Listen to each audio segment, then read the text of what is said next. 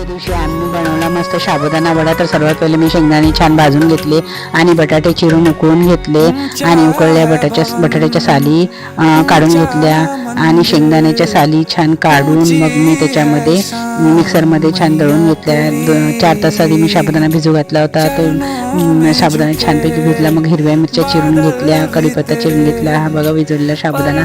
मग त्याच्यामध्ये मी शेंगदाण्याचा कूट घातला, बटाटे छान खिसून घेतलेत आणि खिसलेले बटाटे साबुदाण्यामध्ये घातलेत.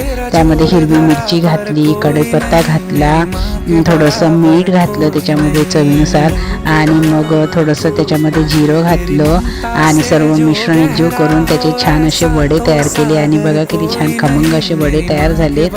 मग मी एक पातेलं गॅसवर ठेवलं आणि त्याच्यामध्ये थोडंसं तेल घातलं, हिरवी मिरची घातली, कढीपत्ता घातला, जिरं घातलं आणि एका वाटीमध्ये दही घेतलं आणि त्या दह्यामध्ये थोडीशी साखर घेतली आणि चवीनुसार मीठ घेतलं आणि छान त्याला मिक्स करून मग दह्याला तडका दिला. आणि बघा मंडळी, एवढा छान साबुदाणा वडा तयार झाला. तर मंडळी, तुम्हाला कसा वाटला ते कॉमेंट करून सांगा. Bye bye.